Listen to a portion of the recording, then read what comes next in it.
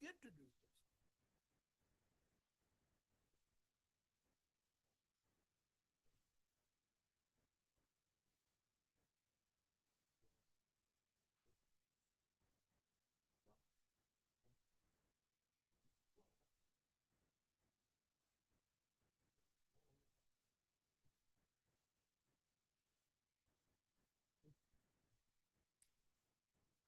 Council will call this meeting to order. For the record, it is May 12th, 2026 at 4:30 PM. We'll begin this afternoon's work session with roll call attendance. Thank you, Mr. Mayor. Councilman Cavanagh. Here. Councilman Taylor. Here. Councilwoman Strader. Here. Councilman Whitlock. Here. Councilwoman Little Roberts. Here. Councilman Overton. Here. Mayor Simison. Here. Next item up is adoption of the agenda. Mr. Mayor, Councilman Overton. there are no changes to tonight's agenda. I move we approve the agenda as published. Second. I have a motion and a second to approve the agenda. Is there any discussion? If not, all in favor, signify by saying aye. Aye. Opposed, nay. The ayes have it, and the agenda is agreed to. Next up is the consent agenda. Mr. Mayor, Councilman Overton. there are no changes to tonight's consent agenda. I move that we approve the consent agenda for the mayor to sign and the clerk to attest. Second. I have a motion and a second to approve the consent agenda. Is there any discussion? If not, all in favor, signify by saying aye. Aye. Opposed, nay. The ayes have it, and the consent agenda is agreed to. There are no items moved from the consent agenda, so we will go on to item 4, which is the department report for the downtown overlay project update. I'll turn this over to Ms. McClure.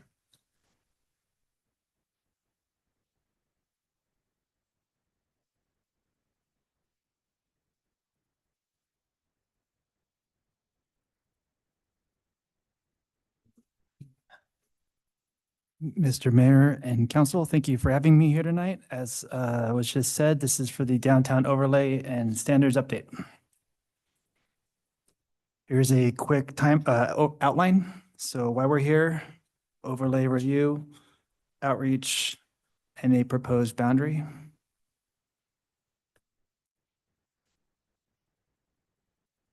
Just a quick refresher, hopefully a little bit of deja vu on why we're here. The downtown area has properties with multiple zoning districts, but a shared public realm expectations. Multiple base zones are a quilt of requirements. Elements ranging from building orientation and architecture to streetscape can miss downtown vision, and elements like sidewalk aren't even always required. Architectural review, which is based on zoning, is inherently inconsistent. Express standards for administrative design review further complicate, having been designed for greenfield development and not downtown. Even if we just wanted to apply commercial or traditional neighborhood standards to the downtown area consistently, they still weren't designed for it. Staff is proposing to keep express standards, the architectural standards manual, adding detail and context for downtown. The idea is to build consistency and better establish expectations.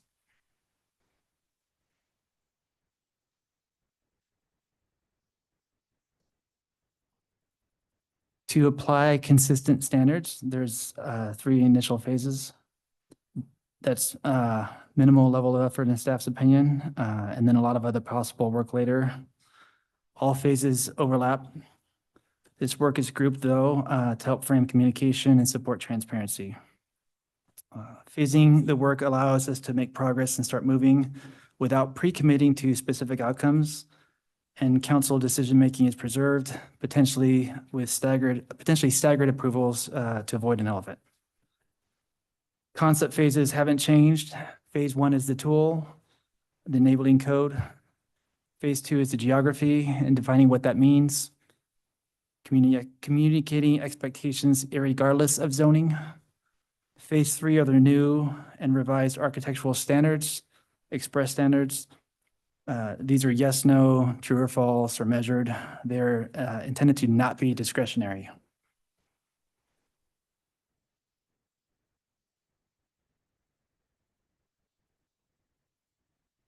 This is a simple timeline. We like to have one overlay tool this summer, have some understanding of the geography by the end of the year, and to have completed the bulk of the standards work by the end of next summer. Geography may be easier or harder depending on what goes into defining the zone. As an example, how much of MDC's requested code changes specific to downtown need to be baked in? or conceptually down the road. There's quite a bit of information there that can be figured out down the road, though. Do you also want to underscore this type of work is never easy. Downtown design review is complex anywhere. Most places, in my experience, do not operate in the express standards realm, and especially in a downtown. And people just also have strong feelings about design and reactions to it.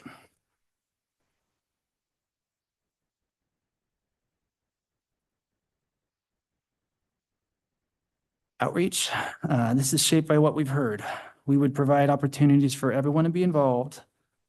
With the resources we have, the focus would be to engage with subject matter experts primarily, appropriate for each phase, and then to ensure transparency for everyone else. Broadly, we'd announce the larger effort, maintain a website, calendar, and manage an email list. Primarily, general outreach is part of the public hearing process, but we are always happy to talk to stakeholders. Subject matter experts here are hopefully what you expected to see: architectural experts, Historic Preservation Commission, UDC focus group, Chamber of Commerce, infill specialists as we can identify them. Also, general communication blasts and conversations with residents, businesses, and the larger development community that aren't engaged in a focus group. Do just want to underscore and be clear on this one. This isn't a charrette. This isn't a visioning process. We already have an adopted comprehensive plan that supports this, and the MDC has done their work. We also don't see this effort impacting existing residents, except as development occurs, the normal process. That outreach is covered in elected participation and public comments. And staff intend to be clear that this isn't a proxy for historic preservation districts or a new process. So it's status quo for the most part with standards and zoning work that is specific to downtown. The focus is on better defining expectations for redevelopment.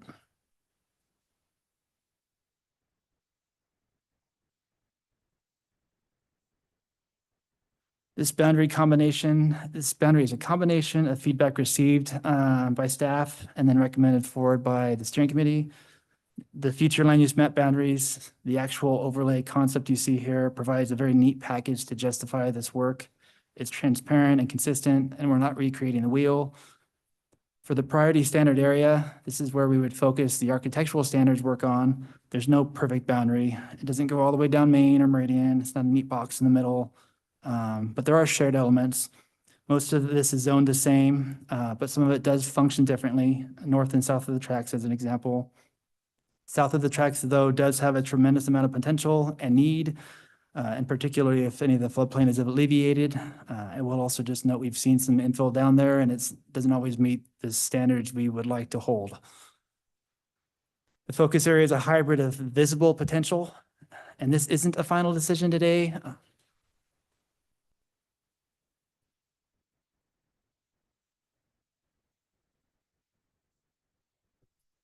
That's the overview of how we're defining this process. I'm hoping to hear that the boundaries and outreach is a good starting point. Understanding that we can pivot in the future and we're not making any decisions tonight. No pressure though, and I am happy to answer questions and take feedback. Thank you. Council, questions for staff or additional comments from people that were part of the working group at this point in time? Councilman Taylor. Mr. Mayor. Yeah, I have just a couple comments. And then I do have a question, Brian, for you on express standards. So I'll get to that in a second. I think it's just helpful, just recap for my colleagues. As a reminder, this effort, we discussed having an overlay district as a way by which we could start to work on some of the achievable things that were recommended in the destination downtown by MDC. Now, we've been receiving presentations from MDC over the last several months. We're getting close to finishing some of those presentations and then looking at some feedback to MDC and for them to take that into consideration. But we felt as a council, if you recall a few months ago, that there were some things that we could probably start working on that was helpful and made some sense. That said, my perspective has always been this doesn't need to be a rushed process as much as it just needs to continue to progress and move forward, right? We didn't want to have to overburden the staff with a sense of get this done now, but we also didn't want it to languish. That's been my perspective, and that I've kind of communicated is as long as we're making progress, because the decision, the process we're setting up is complicated. As I've gone through it a little bit with some of the meetings with Brian and Caleb and others, there's a lot to it, right? I've learned a lot just in some of the complexity of this. But I'm content with, as long as there's a process that we sort of have put in place where we're making progress and making decisions. I've also been clear that this is a collaborative process, that all of us need to have some perspective, and not just here at the table, but there's people in the community who bring perspective. That's really important that we could involve in this. So, and as you recall, the last time I think we discussed this, sort of the takeaway for staff was help us to come back with some boundaries for what the overlay district could look like. And as you can see on the screen, this is kind of an interesting discussion because of the uniqueness of downtown, but also the residential that's so close. How do you define what the architectural standards should look like and what the boundaries should be? So there were multiple ideas and versions of maybe a boundary and where to start. As Brian mentioned, the point of it wasn't that this is the boundary. This makes sense from those of us who have been talking. What does council think? So consider that a little bit, and feel free to ask Brian and others questions about, is this a good boundary to start from? And then growing into a broader, bigger area as it's makes some sense. But when it comes to the architectural standards, and Brian, this will be my question for you a little bit. I think this is helpful. You talk about express standards. My understanding is when we're trying to establish these standards, the idea is that they're fairly strictly followed after we decide what they are. So when we meaning the city and the collective we with the groups that are participating, as we decide this is what we want our architectural standards to be, what we're saying is it's going to be hard to find some flexibility for people who want to come in and deviate from these standards down the road. Am I understanding that correctly when you talk about the term of express standards? I guess I'd like to kind of understand that a little bit from your perspective. Mr. Mayor, Councilman Taylor, that is correct. The idea of express standards is generally sort of a baseline minimum level of effort, and they generally aren't towards good design, although I think we can help that more than we have. We've learned a lot in the last 10 years. They are intended to be fairly strictly held to, though. MDC has also, for example, suggested a certain threshold where staff could, it's historically called an alternative compliance or design standard exception, allow a little flexibility there. But the intent would be, if you're asking for more than that, it would no longer be administrative review. It would go to some other decision-making body for approval. Mr. Mayor, quick follow-up. Councilman Taylor. So, and I appreciate that, Brian. And I think what that does is it highlights the importance of, if you go back a slide or two, actually, right here, the idea of kind of bringing in these other groups, organizations, partners with the city to understand get their perspective on it, including architectural experts, but also our Historic Preservation Commission having an opportunity to have a voice here, Chamber of Commerce and others to talk about it. Because I think what we want to do is not rush and get it wrong. We want to be methodical and get it right. Acknowledging that there needs to be some flexibility always built into some of these decisions because we can't foresee the future perfectly. But the idea being establish a pretty clear vision, but some standards by which there's an overlay, and then people have some certainty as they're coming and looking to do work here. Keeping in mind, as we hope to see the property across the way develop and become successful, that's going to, I would envision bringing a lot of more interest in redeveloping parts of the downtown. So we're going to want to get it right. But I think it's just helpful context. I know this has been a long ongoing conversation for most of the last year here and there. And I think this is helpful. So yeah, I'll stop at that.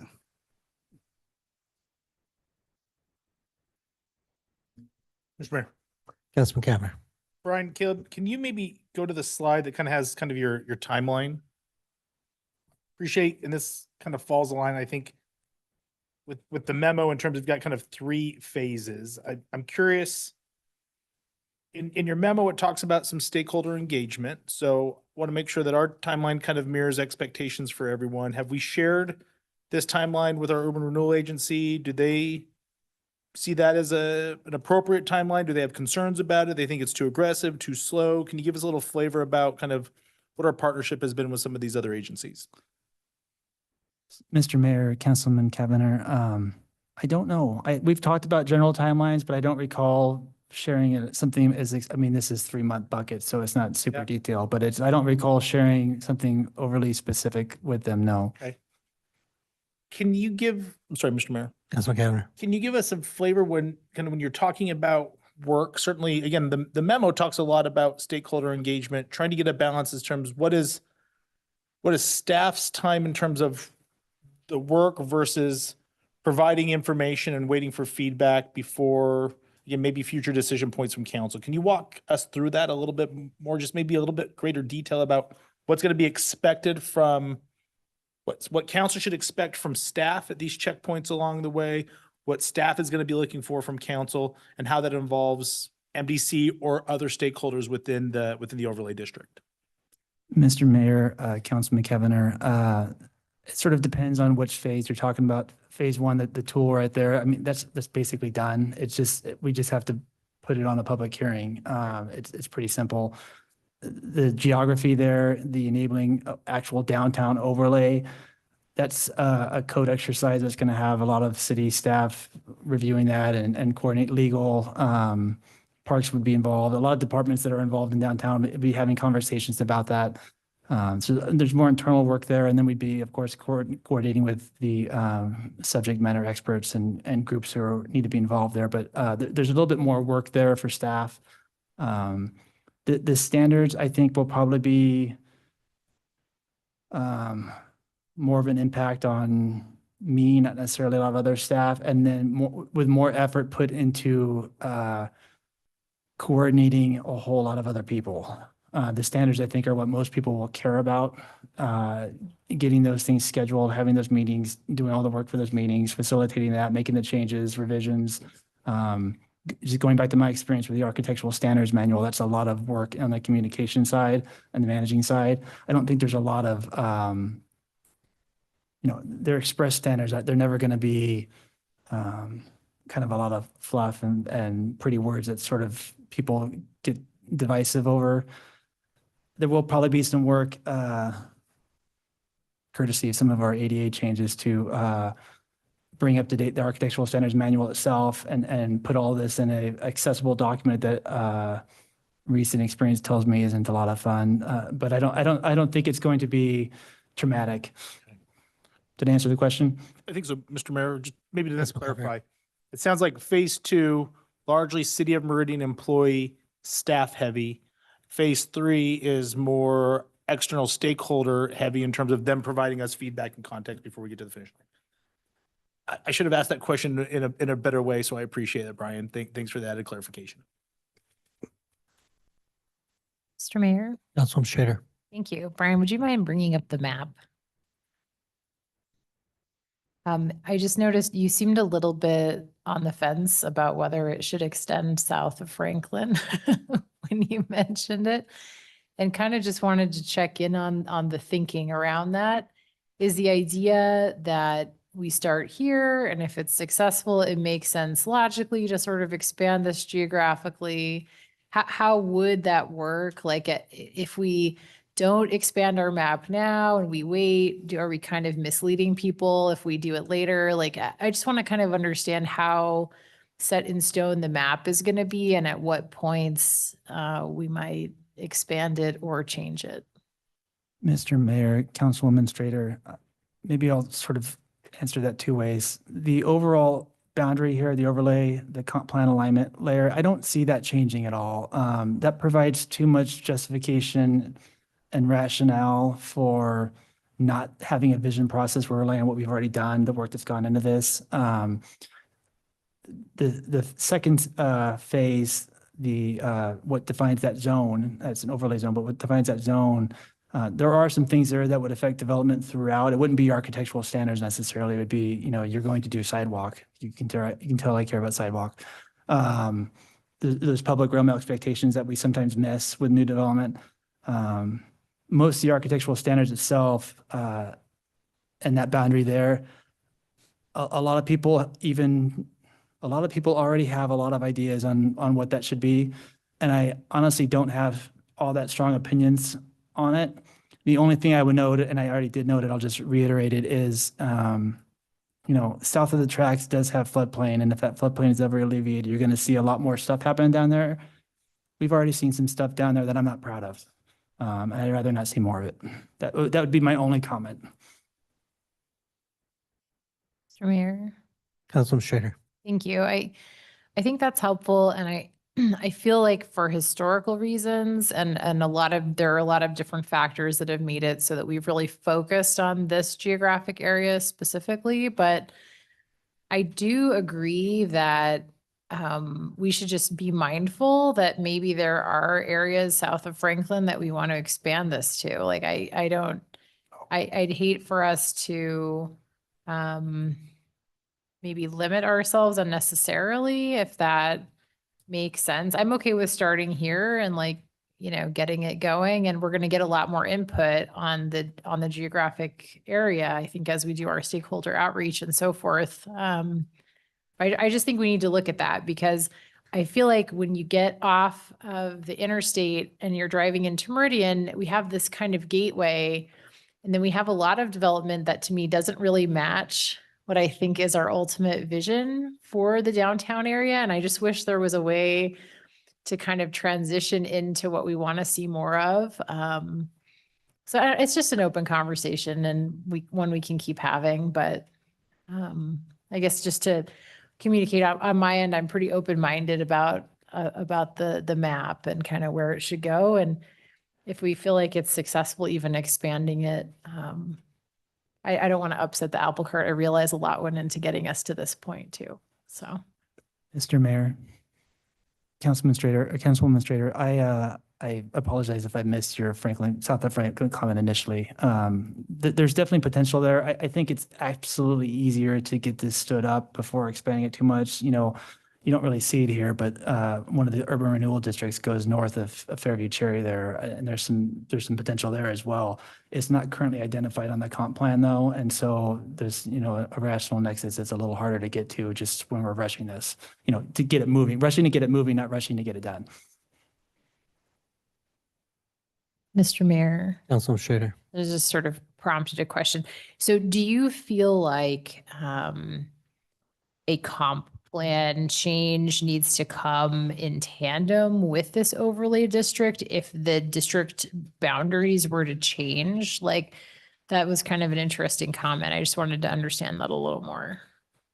Mr. Mayor, Councilwoman Strader, if we used a different overlay boundary there, the turquoise, I would have someone would have to provide something new for me to feel comfortable suggesting that. Yes, I don't, because we're relying on the adopted comp plan pretty heavily to push this forward. Thank you.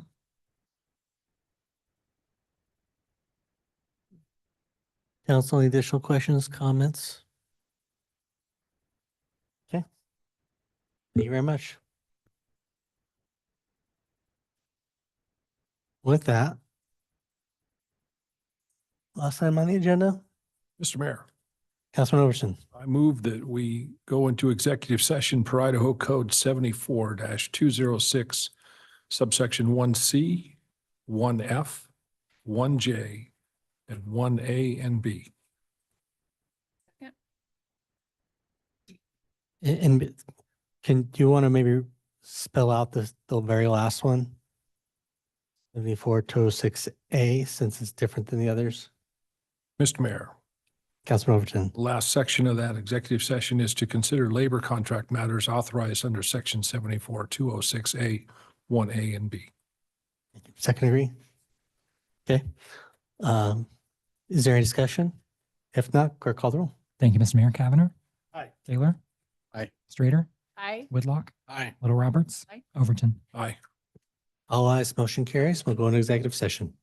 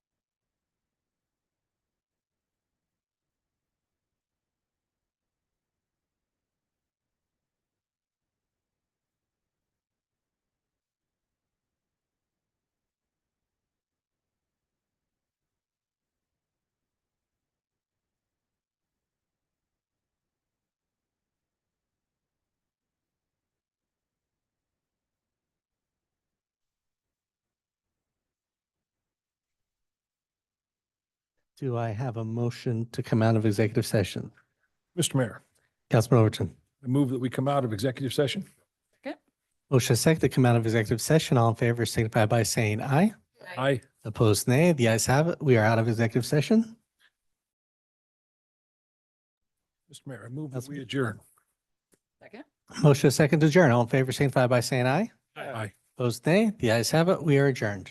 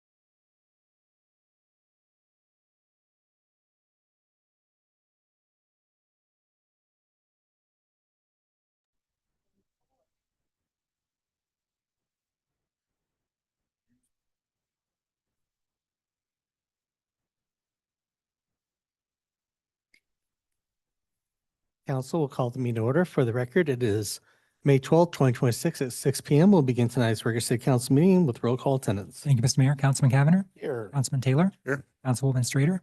Councilman Whitlock. Here. Councilwoman Little Roberts. Councilman Overton. Here. Mayor Simison. Here.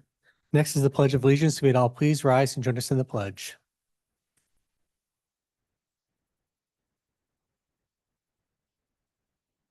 Pledge allegiance to the flag of the United States of America and to the republic for which it stands, one nation under God, indivisible, with liberty and justice for all.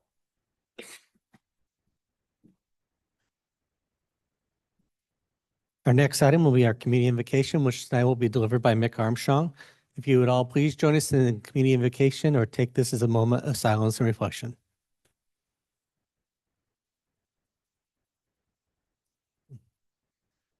There's a button down below that you may have to, down at the very base, Mick, down at you. Nope. There's a, Bill's coming to get it on.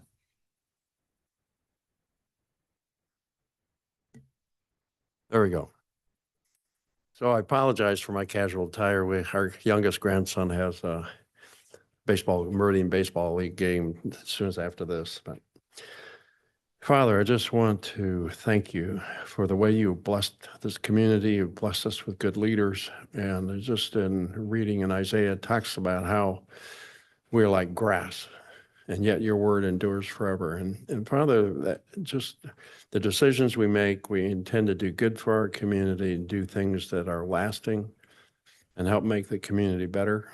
And I just pray for the council and mayor as we make decisions tonight and discernment, and that they would make choices that would improve this community. It's feeling the strain of growth, and there's a tug and pull on what we would like to do about that growth. And just pray that you would give them wisdom as we navigate that. I pray this in Jesus' name. Amen. Amen. Thank you, Mick. Hope the game goes well. With that, we'll move on to adoption of the agenda. Mr. Mayor, Councilman Overton. there is one small change to tonight's agenda. On the executive session, we will be vacating the last section, Idaho Code 742061J, to consider labor contract matters authorized under section 742006A, 1A and 1B of Idaho Code. Other than that, the agenda will stand as published. Have a motion and a second to approve the agenda as amended. Is there any discussion? If not, all in favor, signify by saying aye. Aye. Those opposed, nay. The ayes have it, and the agenda is agreed to. Next up will be a proclamation for World NF Awareness Day. Shannon, if you and anybody else would like to join us at the podium.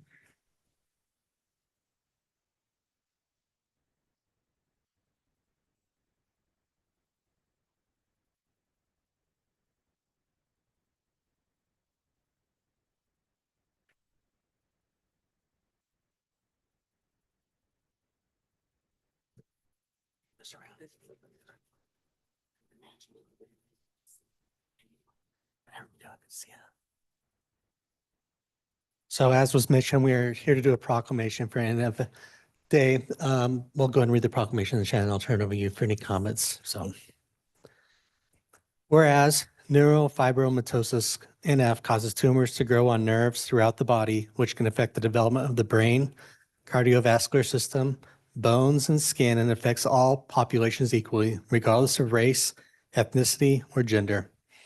And whereas the Children's Tumor Foundation unites patients, families, researchers, and industry leaders to break down barriers strengthen the NF community, and accelerate the development of new treatments.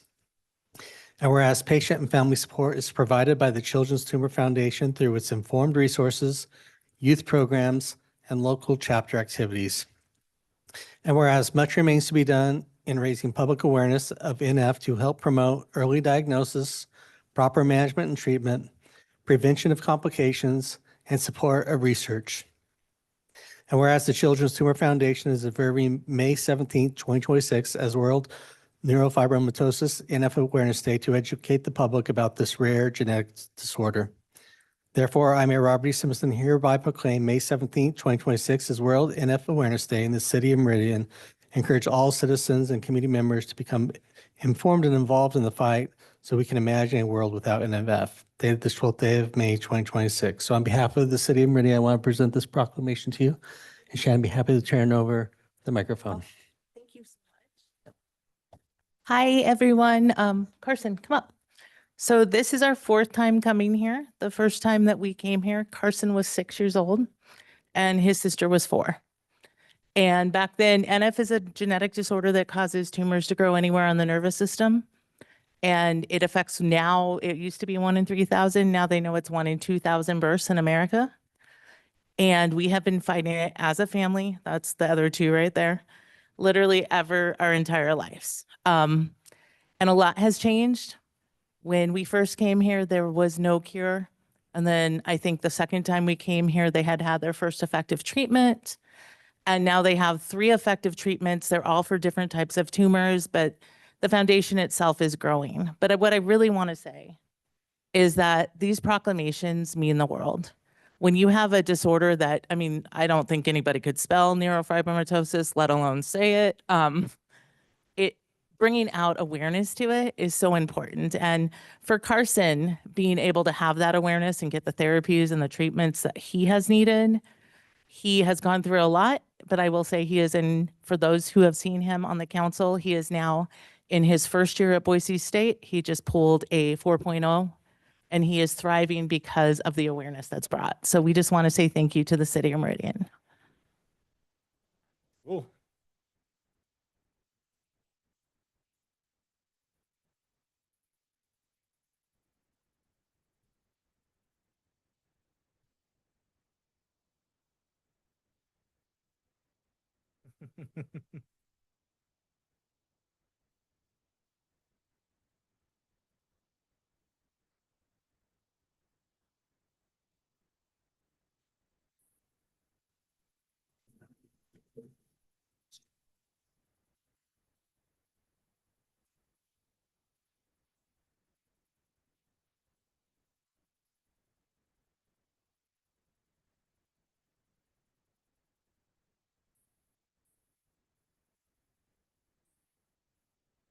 Okay, council, with that, anything for announcements and recognition? Okay, then with that, we will move on to our first public hearing of this evening, item 2, which is a public hearing for establishment of a commercial property assessed capital expenditure CPACE program. We'll open this public hearing with any comments from Curtis.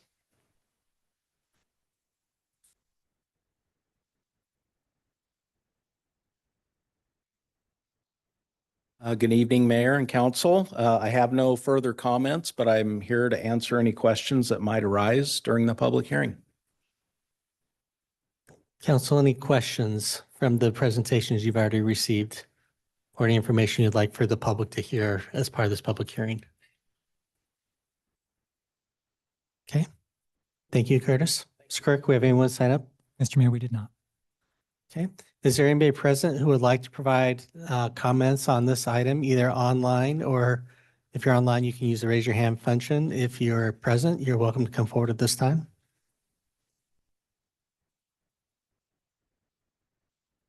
Seeing no one raising their hand online or coming forward, I have a motion to close the public hearing. Mr. Mayor, Councilman Overton. I move that we close the public hearing for the establishment of a commercial property assessment capital expenditures CPACE program. I have a motion, a second to close the public hearing. All in favor, signify by saying aye. Aye. Opposed, nay. The ayes have it, and the public hearing is closed. Next item up is item 3, resolution 26-2587. Mr. Mayor, Councilman Overton. move that we approve Resolution 26-2587. I have a motion and a second to approve resolution number 26-2587. Is there discussion on the motion? If not, all in favor signify by saying aye. Aye. Opposed, nay. The ayes have it. The item is agreed to. Congratulations, Curtis, and good luck, and hopefully go find some people that can take advantage of this to do better projects in our community. Okay. With that, we'll move on to item 4, which is a public hearing continued from March 10th, 2026 for Schaefer View Ridge subdivision H 2025-0047. We will continue this public hearing with comments from staff.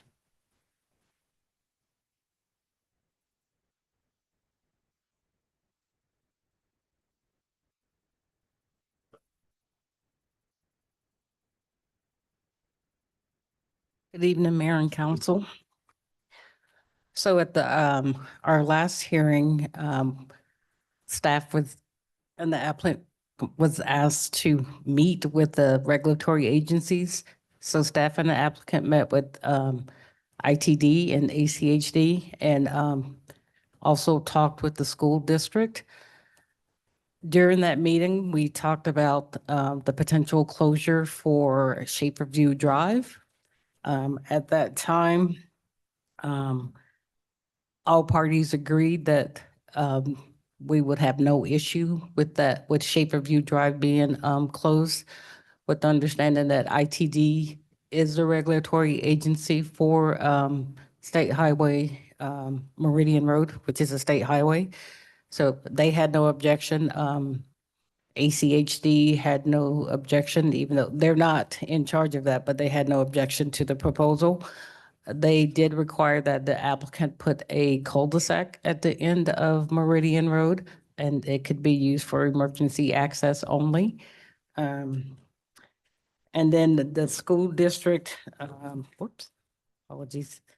So this is kind of their proposal, which the applicant will be addressing. And the school district had no issue because this is the location off of Courts Drive of the school bus stop. We were kind of wondering where that actual stop was. That is the location. So the applicant, after our meeting, the applicant did meet with the neighbors. And based on the applicant's response to the city is that the neighbors were in approval of closing this road too. So, but the applicant will give you more information on that. So I don't want to steal his thunder. So just wanted to kind of make you aware of where we were when we last met and what you requested, and then what the city and the applicant did to meet your request. So unless you have other questions for me, I will let the applicant kind of give you the information on his meeting with the neighbors and his design. Thank you. And the council, any questions for staff?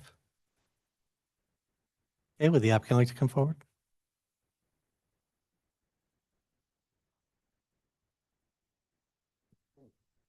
John Brecken, 6661 North Glenwood Street, Garden City.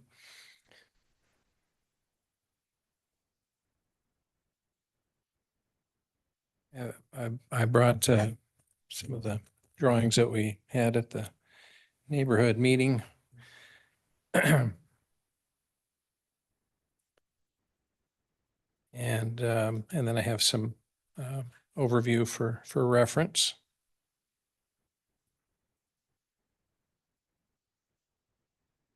Let's see here. But at the neighborhood meeting, we discussed the option to close off and provide the cul-de-sac with the neighbors. We also showed them an overview plan. This was something I brought to the neighborhood meeting as well. Just talked about overall circulation and how that would function into the future with that closure. And ultimately, after answering all their questions, they were in favor of this option to close and provide the cul-de-sac, which was acceptable to ACHD and ITD. But I have, I don't really have a whole lot more to present on this. We had a lot of discussion, answered all their questions. It was a very productive meeting, I felt like, with the neighbors, but I brought some drawings and additional information here to answer any questions that council might have. Okay, thank you. Council, any questions for the applicant? Mr. Mayor, Councilman Overton. either for the applicant or for staff. So I heard the early description that this will be a turnaround. It will not be, but it'll have emergency access. Do we have any type of a rendering on what that's supposed to look like? Is that going to be bollard style, gate style? What are we talking about? Mr. Mayor, Councilman Overton, so my understanding it would just be like a steel gate, a steel vehicle gate with, I don't know, I haven't talked to fire as to what kind of locking mechanism they'd like, but probably like a Knox box or something like that. And then it would go just, well,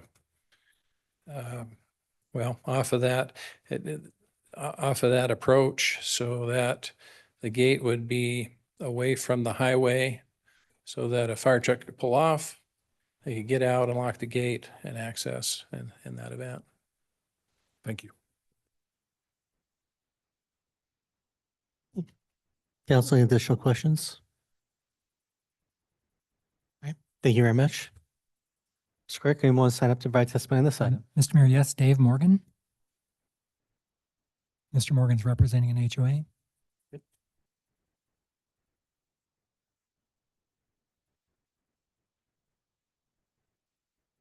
Good evening. State your name and address for the record.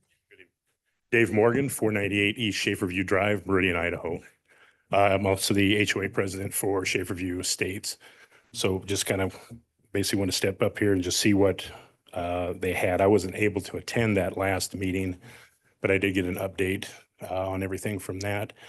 And it looks like all the changes, kind of things that we had asked for, things they were going to do and weren't, were taken care of. So from what I can see, that looks like a fairly acceptable proposal as far as that goes for the subdivision. So I didn't know if there were any, we had quite a few questions for me last time, so I don't know if there were any more additional this time. No? Okay. Council, any questions? No, thank you very much. Thank you. Mr. Mayor, that was everyone.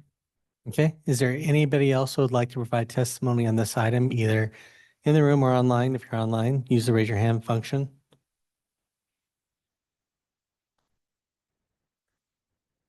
Seeing no one raising their hand or coming forward, would the applicant like to make any final comments, or the applicant waive? Applicant waives. Okay, Mr. Mayor, Councilman Cavanagh. I did have a question though, then for the applicant. I know he Okay. waived, but I did have a.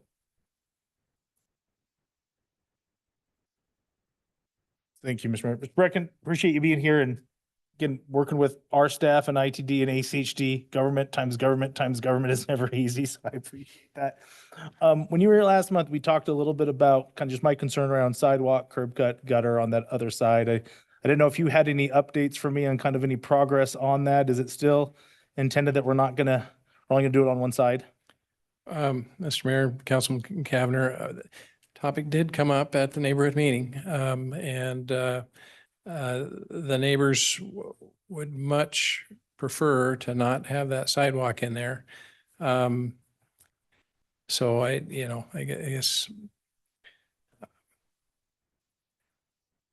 Mr. Mayor. Councilman Cavanagh. Mr. Brecken, I'm gonna let you off. I understand you find yourself between a rock and a hard place, and that the neighbors that you're trying to work with are saying, we don't want it, and a decision maker saying, boy, we really think that we need to have it. We've got another application later on tonight that deals with something similar. It's on private roads, so it's a little bit different, and I'm trying to be really consistent in kind of my decision making. I think when I was last month, I said, boy, I don't think I can be supportive of this if it doesn't have it. I'm certainly gonna be contemplative. I appreciate you engaging with the neighborhood one more time on that. It's hard to force what I think is an important amenity onto somebody who doesn't see the value in it. So, Mr. Mayor, thanks. I appreciate it. Okay. Thank you. Thank you.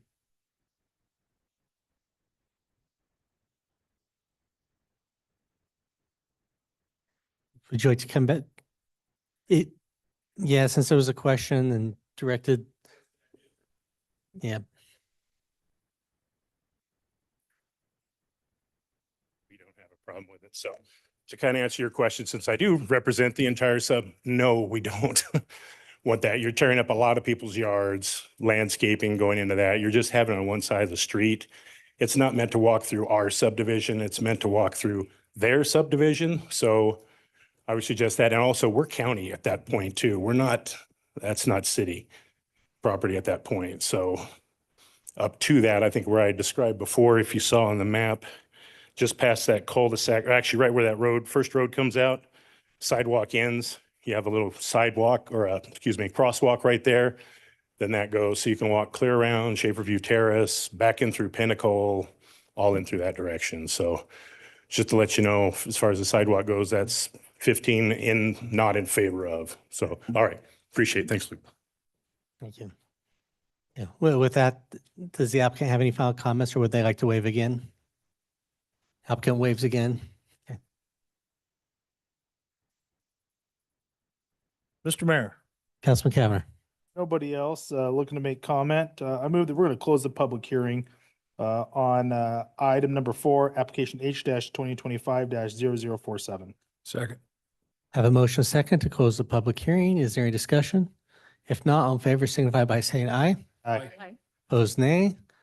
The ayes have it and the public hearing is closed. Mr. Mayor, Councilman Cavanagh. quick appreciation to staff doing that proactive engagement with the highway district and the state. Be easy to say applicant, go figure it out, but I think you really served as liaison, represent the Meridian way, and I want to commend you on that. Also appreciate the applicant working proactive in it. So broken clock's always right twice a day. So I'm going to move that we approve item number 4, application H-2025-0047 as presented in the staff report of May 12th, 2026, and include all staff, applicant, and public testimony. Second. Have a motion and a second to approve item 4H 2025-0047. Is there a discussion on the motion? Mr. Mayor, Councilwoman Schrader.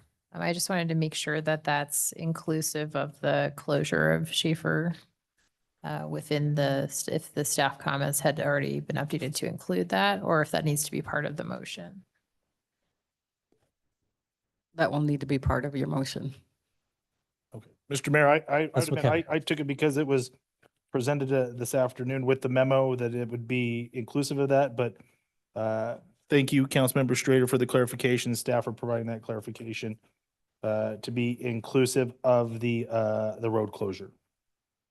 Second concur. Second agrees. Okay. Is there any further discussion on the motion? Mr. Mayor. Councilwoman Schrader. Just a comment. I normally am not a fan of any kind of roadway in Meridian, even if it's in the county, not having sidewalks and all of the things that we normally expect. In this one instance, I think an exception is warranted because of the road closure. That gave me some comfort that we're not going to see the same kind of traffic level that we would normally see. But I just wanted to provide that rationale for people listening so they understand that I would not look favorably upon a similar situation in the future, most likely. Okay. Are there any further comments on this item? If not, clerk call the roll. Thank you, Mr. Mayor. Cavanagh. Aye. Taylor. Aye. Schrader. Aye. Whitlock. Aye. Little Roberts. Aye. Overton. Aye. All ayes, motion carries. The item is agreed to. Good luck. Okay, next item up is item 5, public hearing for Skybreak Rim H 2026-0001. We will open this public hearing with staff comments. Okay. So this application is for the request to modify the existing development agreement to create a new development agreement. Plan unit development modification to remove the subject property from the boundary of the approved Provita Ridge Ranch subdivision.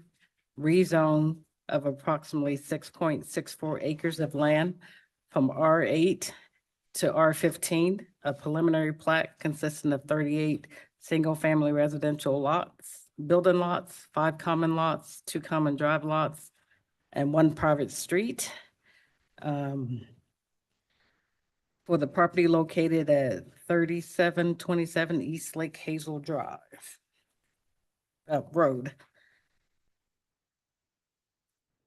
So this particular property in 2001, it was included in the planned unit development consisting of a mix of residential housing types, including single-family detached, attached, and townhome units. So the applicant is now proposing to remove this portion of the property from the PUD, rezone the parcel to R15 from R8, add 8 additional lots, and develop it as a standalone subdivision. To proceed with these changes, the applicant must amend the existing PUD to demonstrate that removing the parcel will not negatively impact the integrity of the remaining development, and the existing development agreement must be modified to exclude the subject parcel, and a new development agreement must be established for the proposed standalone subdivision. So again, the applicant is proposing to remove this portion from the PUD. And so the PUD itself, the approval also included deviations from the dimensional standards of the R15 zoning district to accommodate a variety of housing types in the overall developments. So all of the R8 lots were required to comply with the required dimensional standards. This portion of the property that the applicant is proposing to rezone to R15 and the development of the single-family detached homes similar to the previous approval. So the rezone allows the applicant to increase the number of lots from 30 to 38. Like the previous approval, no deviations to the dimensional standards are requested or being asked to be approved at this time. Staff has concluded that the portion of the PUD will still provide a mix of housing types as required. Therefore, staff is supportive of the applicant increasing the density and providing all single-family detached homes within the proposed development. The original PUD also established specific requirements for amenities and open space to serve the overall development. Based on staff's review, the majority of the approved amenities and open space are located in the remaining property that will continue to be governed by the PUD. By removing the subject property from the PUD boundary, the applicant is required to independently meet the current open space and amenity requirements. So based on that analysis, staff is supportive of the property being excluded from the boundary of the PUD. So although it's not required, the applicant intends to have both developments, Skybreak and Skybreak Rim, share the amenities and open space. So this is the preliminary plat and their landscape plan. This is their open space requirement. So based on the UDC, a minimum of 15% for the R15 zoning district, a qualified open space is required to be provided within development. And open space, this open space exhibit shows that 49.1% or 4.7 acres of open space, and they actually exceed the requirements for qualified open space standards. And they only need one amenity point, which they are providing a picnic seating area and a shade structure. And they're doing enhanced landscaping. So their open space area for the picnic area exceeds 5,000 square feet inside. So it qualifies for a maximum of 2 amenity points, so they exceed that also.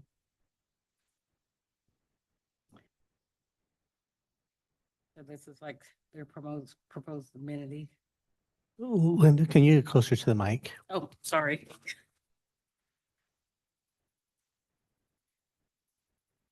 So this shows their pedestrian connectivity. So this, on the right-hand side, this is what was proposed with the previous approval for Provida. So this is what is actually being proposed for the new subdivision. They will continue this pathway. It's like a natural pathway, so it won't be paved. It's a steeped area. And then the private road will connect to an existing private road. that connects to the private road and then goes out to this pathway that will continue on to connect to existing pathways in this area. So this is the emergency access. This is a common drive, which will connect to another common drive that gets out to the private road. So that has been approved by the fire marshal.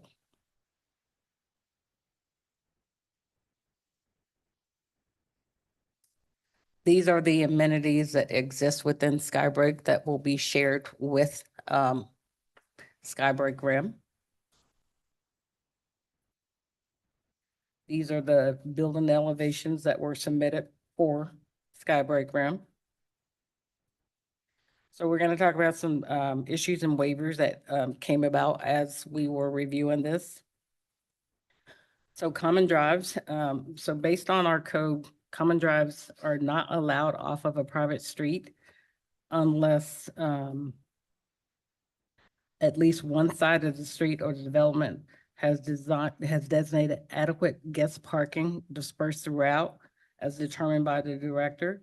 The applicant is providing parking on one side of the street as required. However, council needs to determine if adequate parking has been provided.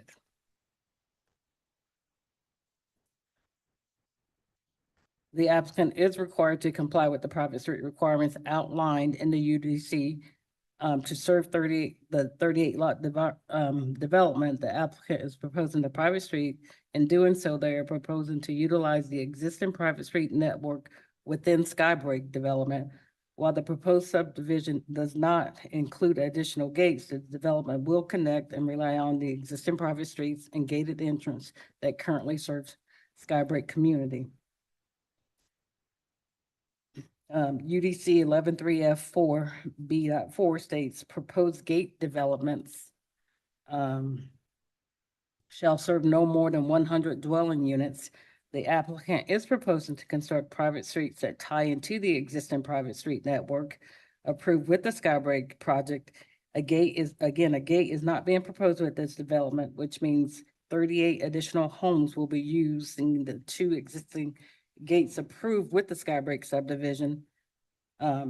So with this, again, we're asking you to consider if the additional homes being served by the private street is adequate. Because with this, the previously approved Skybreak development was approved with 106 homes served by that private street with the 2 gated accesses. So this will add an additional 38 homes to that.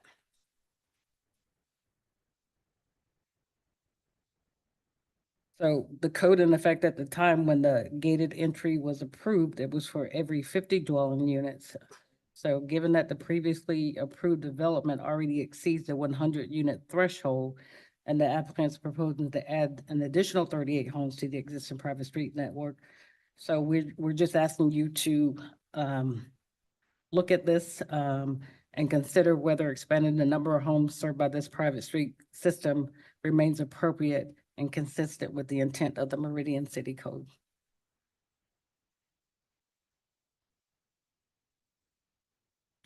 So this is the parking space that they are providing along the street.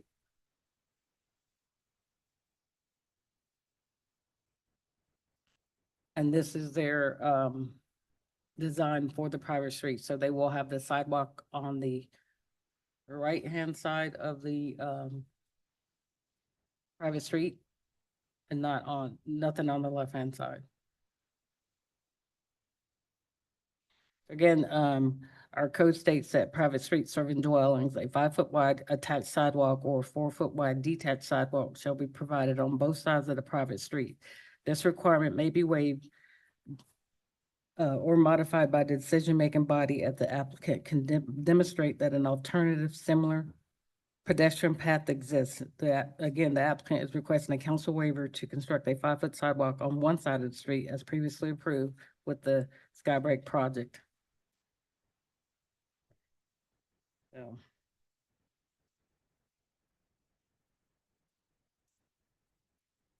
With this subdivision, the applicant will be required to modify Skybreak number 1 subdivision. They will be removing a lot to add this private road. So that modification will need to take place before they submit for their final plat, if approved. So the commission recommended approval with conditions. They had no changes to staff's recommendation. They had no issues with what the applicant is proposing. Some of the key issues that were talked about at the hearing were the shared amenities, the additional lots utilizing the existing private streets and gates, smaller lots and smaller side yard setbacks, on-street parking, and consistency with the Pervita Ranch development. We did have several people commenting at the public hearing. We had 2 people, 2 written comments. We have not received any comments since the commission public hearing. The outstanding things for council is, so commission supported the applicant's waivers finding that there was adequate on-street parking, sidewalk connectivity, and allowing additional homes to use the existing gated private streets that were approved and constructed with the Skybreak subdivision. So those are the waivers that we are asking council to carefully consider. And at this time, with that, I will stand for any questions that you may have. Thank you, Linda. Council, any questions for staff? Mr. Mayor, Councilman Overton. just a couple of quick ones. So this section, what we're talking about tonight was part of the PUD. Correct, So that was all one development, but it was 30 lots. correct, And at that time, it was sharing all the amenities because it was one PUD. correct. It was sharing the amenities with this. Okay. If you can see my mouse here. So this is part of this development over here.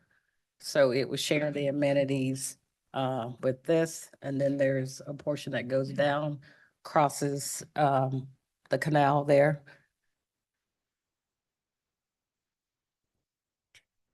Thank you. Mr. Mayor. Bill will elaborate on that. Mayor, council, I'm happy to.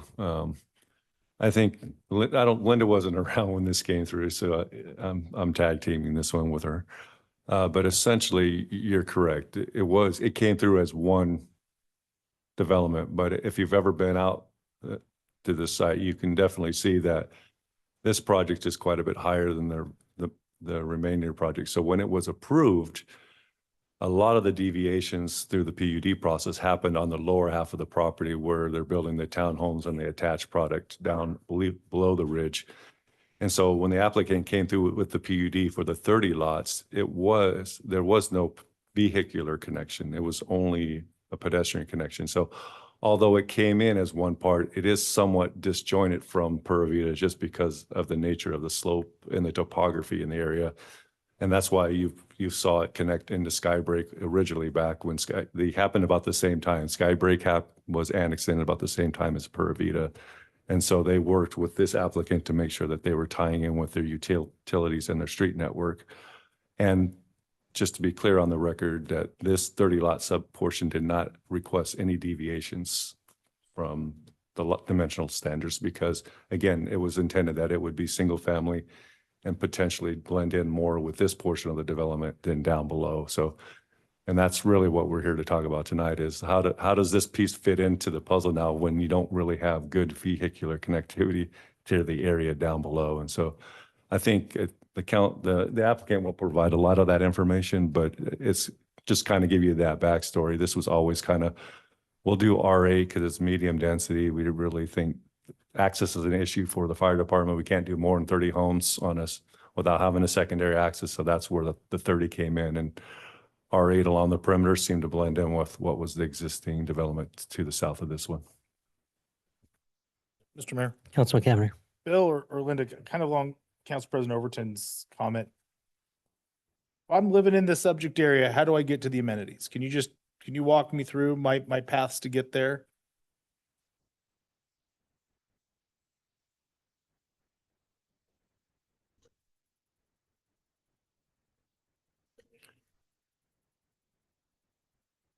Come on, mayor, members of the council, third time's a charm. So as Linda mentioned, there will be some common driveways that connect on the west boundary, and then that private street will have to be extended. So they do have another portion of that subdivision that isn't been platted yet. So you'll be able to walk down the public streets to get to some of those amenities.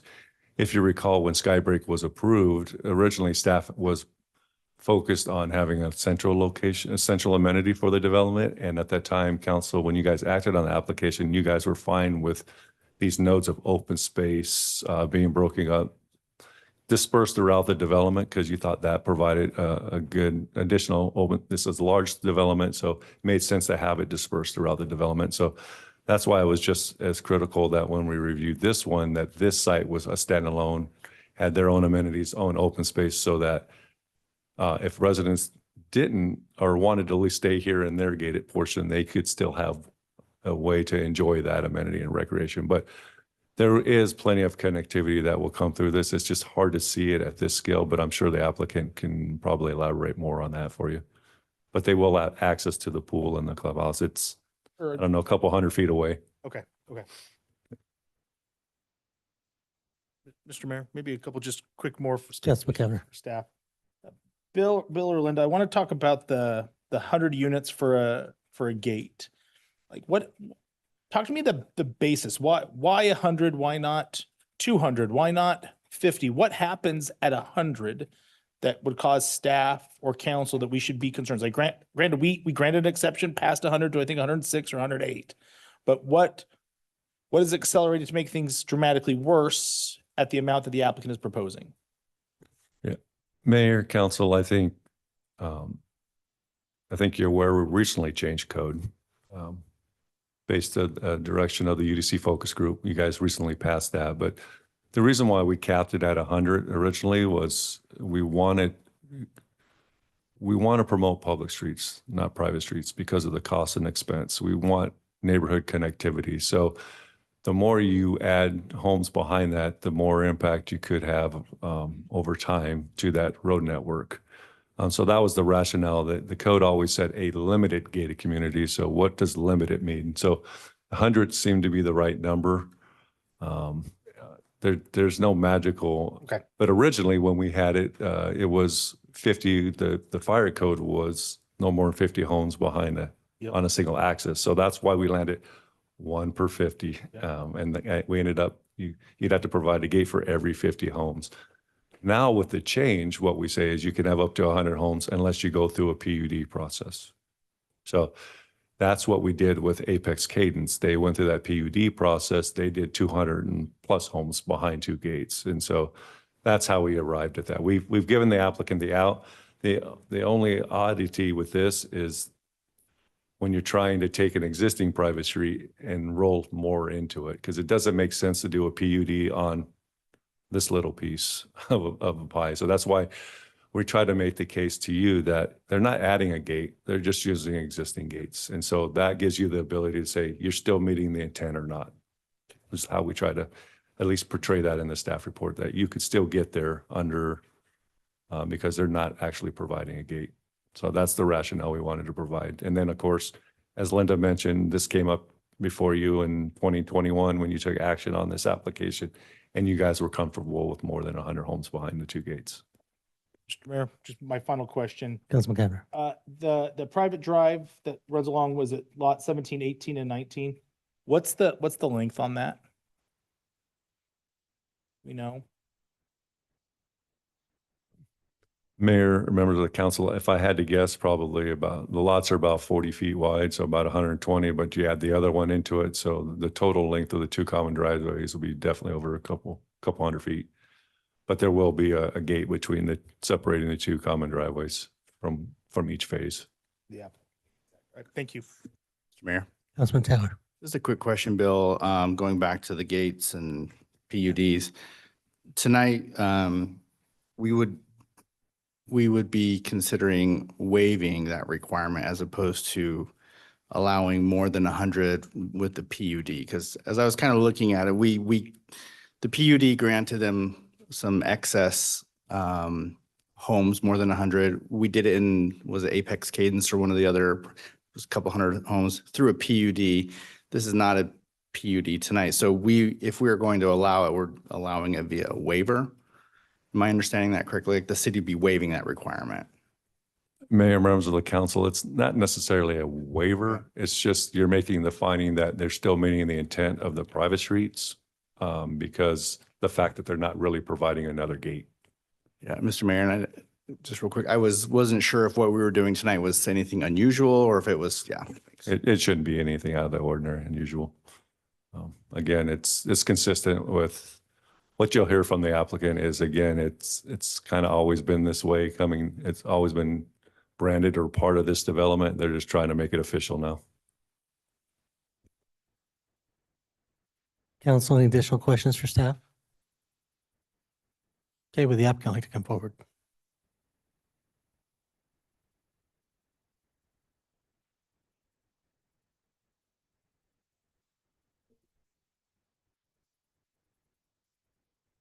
Good evening, everybody. Good to see everyone. Heath Clark, 251 East Front Street, representing the applicant.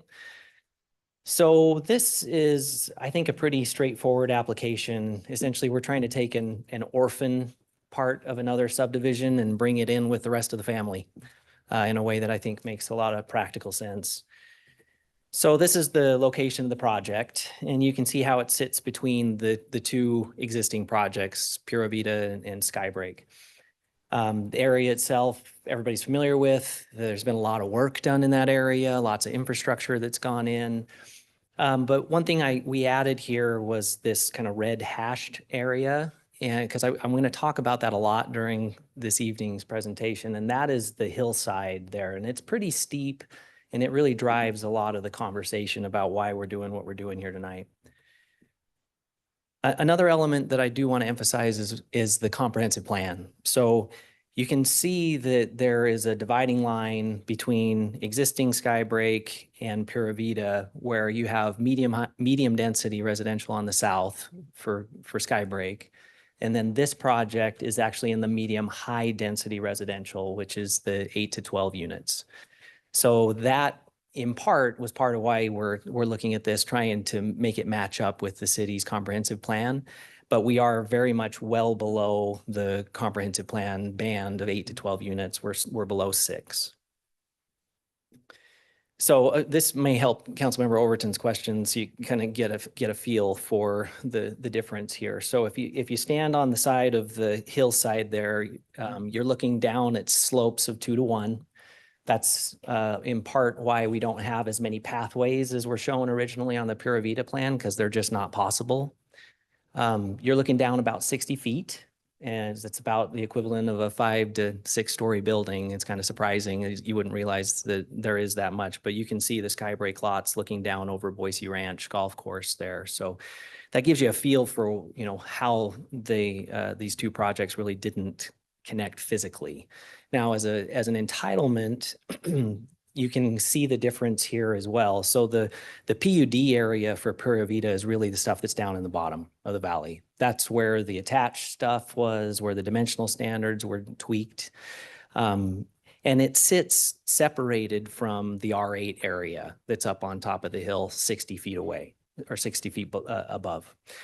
And that was driven by a lot of things, but you can see that it has just the single access, right? So they were really capped at doing the 30 lots there, despite the medium high density residential. So they did the 30 lots at an R8, made sense, and then they moved forward.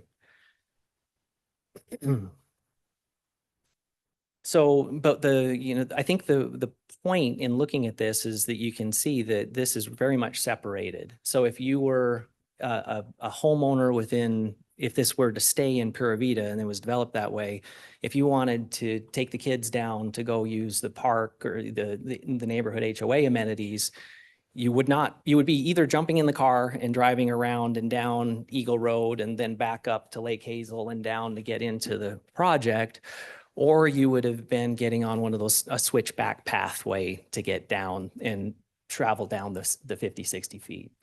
So you're really not connected. What you were probably going to have happen is just the unsecured amenities at Skybreak were probably going to be the ones that these folks were going to use anyway. So from there, it made sense to try to bring them in together, make them part of the same neighborhood. So no longer would those residents be on an island. They would be part of the HOA whose amenities they're most likely to use. They'd be able to walk to those amenities and have much better access to them. One other item I wanted to mention too, the amenities came up a couple of minutes ago. After the Skybreak approval was completed, this developer ended up adding more amenities than what were part of the original entitlement. So in addition to what was part of the original entitlement, we also added a pool and 2 more pickleball courts. And so you can see, these are actual pictures from the project. We feel very confident and very comfortable that the additional 38 lots can easily be accommodated with the amenities that we have in the project. So with that, there were the 3 items that staff had mentioned, and I'll jump through those real quick and then answer questions. The first one is parking. You guys are pretty familiar with this drawing. This is the one we use on all of them, but you can see that we do have parking on one side of the street. So we have the additional, conservatively 18 on-street parking spots. So we think parking is adequately handled. With regard to the gates, and this is probably the one I'd spend the most time with. So as mentioned with Skybreak, the original application, there was the 106 lots that were approved behind the gate. So you can see those on this drawing, they're all shaded blue. So they're all on the east side. That gated area is accessed by 2 gates, not 1. So those gates are the green arrows that you can see on there. And then in addition, there will be the 2 emergency accesses. So very porous, very, a lot of ability to get in and out. Should not be a congestion issue. I want to also mention one thing about kind of the thought process here. So the gated area includes the rim lots. It also is R15 product. So the stuff that's on the west is primarily R8 product, stuff that's on the east is R15. So part of our thought process in including the Skybreak rim area within the gated area is that it's like for like. So those are also rim lots. They're R15 because we're trying to get it to the medium high density residential designation. So, and to be frank, if we'd owned Skybreak rim at the time of the application, those lots would have been behind the gate at that time as well. So, and as Bill mentioned, no new gates are proposed. We're asking to add the rim lots to the existing gated area. And, we feel very confident that those roadway networks are porous enough and they can certainly handle it. Then last, sidewalks. The sidewalks that we're requesting would be the layout with the sidewalk on one side of the private streets. That's consistent with what was approved with Skybreak. And so we'd like to continue that. That's been something that the residents have liked quite a bit. It kind of provides for a more kind of intimate street setting over there. If we have it continue that, then we don't have a sidewalk that connects to nothing, right? Because you already have the one sidewalk set up in the existing areas of Skybreak. You can also see the pathways here. So you can see that we would maintain that Foothills Trail in the location on the north. That's the one that we do think is feasible. So that would provide some pedestrian connection that way. And then we'd also have the future one going off to the east that you can see in blue. So I'll wrap up. Again, no new entitlements that we're really talking about here tonight. Instead, we're trying to alter 2 project boundaries to bring Skybreak rim into Skybreak itself and to do so consistent with Skybreak's existing entitlements. We were appreciative of P&Z's comments and their recommendation of approval. We are in agreement with the staff conditions and happy to answer any other questions. Thank you. Council, any questions for the applicant?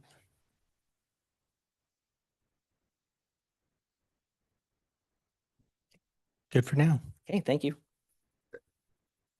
Correct. We have anyone signed up to provide testimony? Mr. Mayor, we do not. Okay.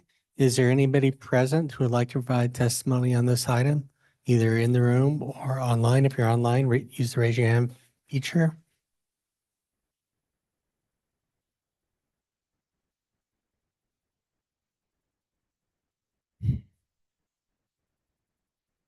Seeing no one wishing to testify. Do you want the applicant to come back up for final comments? Are there questions the council has? Okay, Councilman Will Roberts.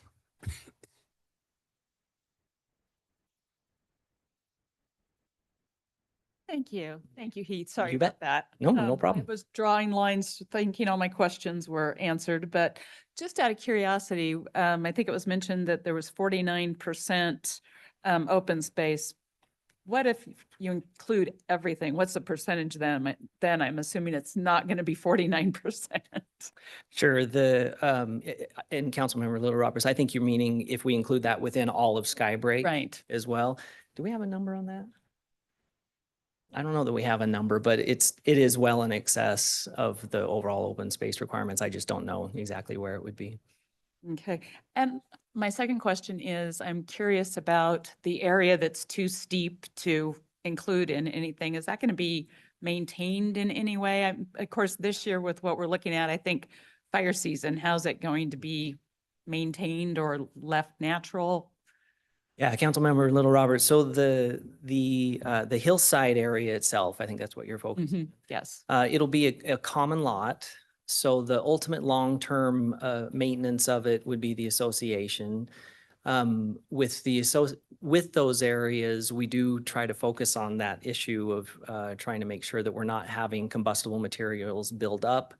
And then if we're touching the hillside at all, that we're doing a revegetation plan that makes sure that we're not using not allowing like a bunch of cheatgrass and that sort of thing to get in there. So it would be those kind of, responsible hillside development pieces, but long-term maintenance would be the association. Okay, great. Thank you. Mr. Mayor. Councilman Schrader. Hi, Heath. It's great to see you. I'm not loving the sidewalk on one side. I'm sure that's not a surprise to you because I've been pretty consistent about it. But refresh my memory as to what other adjacent approvals you have in terms of your sidewalk setup, because I recall that there were not sidewalks on both sides on one of the neighboring developments.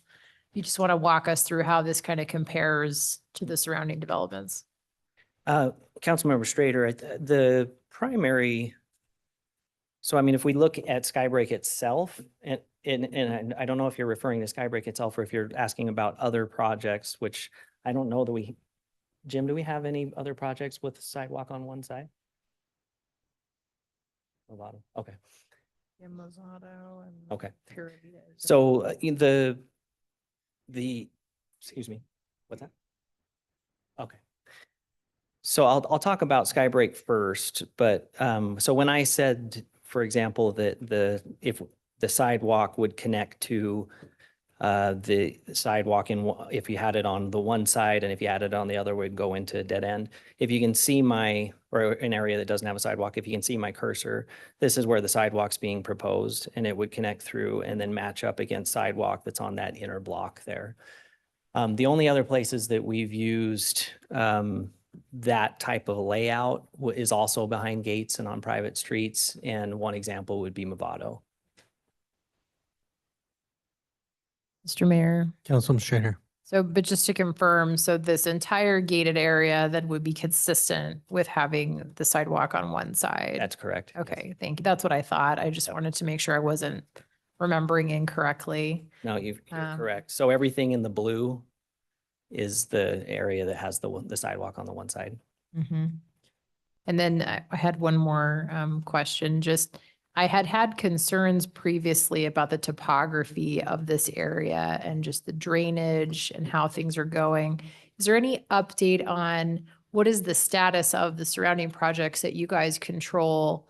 How are things going? Are you selling? Like where is everything at? Mm-hmm. Yeah, so I think if I can pull up a neighborhood map. So I think you might be referring to these areas over here and up on the front, up against Lake Hazel. Mr. Cafferty owns all of this, so it's not stuff that we're in control of. We've pre-apped on a portion of it, so, it is moving forward, and we anticipate that coming before this council at some point, but we don't have a specific time frame for those yet. Mr. Mayor. Councilman Shader. That's helpful. I think maybe to be more specific, how's it going with Pura Vida? If you guys control that still, how's that going? And then how's it going with Skybreak? Like, I don't live in South Meridian, so I don't drive by it all the time. So just like, where is it at? Did we build a bunch of houses? Are we selling the houses?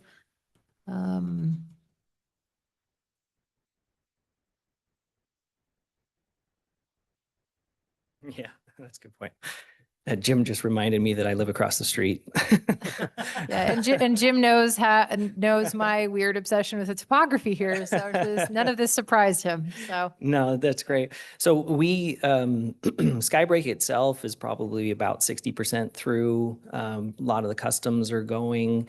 Pura Vida is moving somewhat. The rumor is that Brighton might be taking that over. So if that's the case, then I would expect that it would be going gangbusters at that point. And then, like I mentioned, the stuff that's up at the hard corner is still on the plan and would move forward in the relatively near future. So hopefully that answers all of that, but. Mr. Mayor. Councilman Shader. I think you answered some of it. So at least I don't need to worry too much about neighbors concerned about a bait and switch on the PUD because they really have not bought most of the homes at this point. My other question was just about the drainage situation. So how's that going? Because and this is like a while ago, so I'm trying to remember back, but I recall that the Pura Vida subdivision was like at the bottom of a very big slope, which I think is that same 5 to 6 story differential. So I was just curious, how's that going? When you get a lot of precipitation there, is it fine? I realize it's not relevant to this direct application, but more of a curiosity, honestly, on my part. And I'm going to bring the construction manager guy in to talk about that.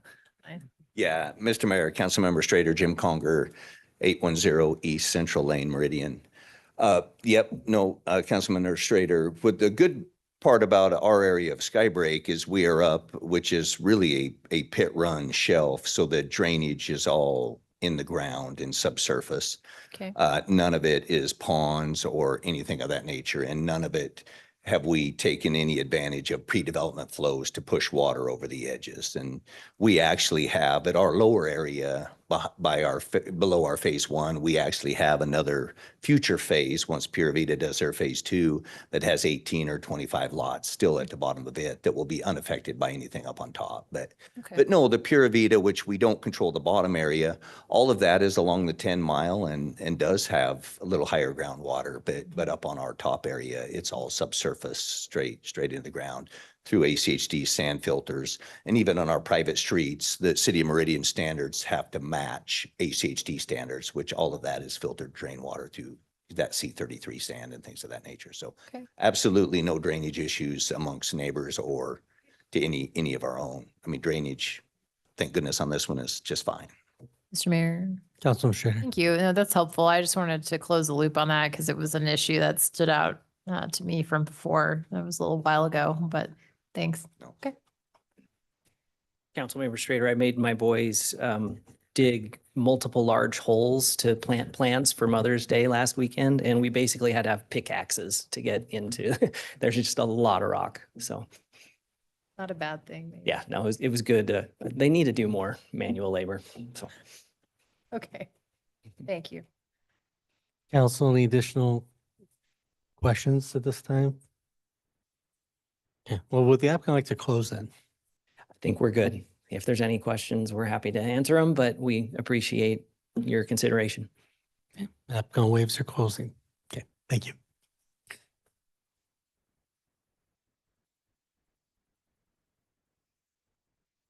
Mr. Mayor. Councilman Shader. I think we've had a good discussion. I would move that we close the public hearing on this item. Second. Have a motion second to close the public hearing on item H 2026-0001. Is there discussion? If not, all in favor, signify by saying aye. Aye. Opposed, nay. The ayes have it. The public hearing is closed. Mr. Mayor. Councilman Shader. Happy to kick off a discussion. I think little bit of an unusual situation, but I think there are some decent mitigating factors here. It doesn't bother me so much the sharing of the gated community, if that makes sense. I just think in the context of the topography and this property, it does make a lot more sense for it to sort of be joined together with Skybreak more, share those amenities. They know, and I've said before, I hate having sidewalks on one side. I don't agree with that. But we approved it for you on literally the adjacent development. So I think we should be consistent with city council's past decisions on that. So with that, I'm happy to make a motion. After considering all staff, applicant, and public testimony, I move to approve file number H 2026-0001 as presented in the staff report for today's hearing date. Have a motion, a second to approve item 5. Is there discussion on the motion? If not, clerk call the roll. Thank you, Ms. Mayor. Cavanagh. Taylor. Aye. Strater. Aye. Whitlock. Aye. Little Roberts. Aye. Overton. Aye. All ayes, motion carries. And item is agreed to. Okay, keep building those sidewalks. Only half.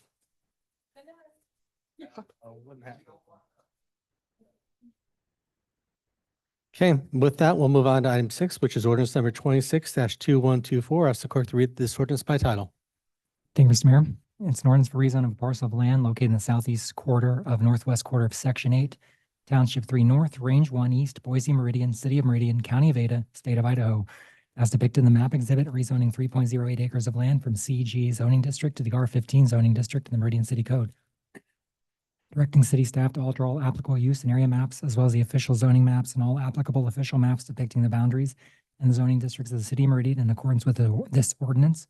Providing the copies of this ordinance shall be filed with the Ada County Assessor, the Ada County Treasurer, the Ada County Recorder, and the Idaho State Tax Commission as required by law, and providing an effective date. Thank you. Council, you've heard this ordinance read by title. Is there anybody that'd like it read in its entirety?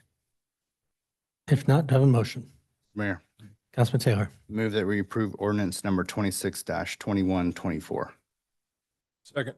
I have a motion, a second to approve ordinance number 26-2124. Is there any discussion? If not, clerk call the roll. Thank you, Mr. Mayor. Cavanagh. Taylor. Aye. Strater.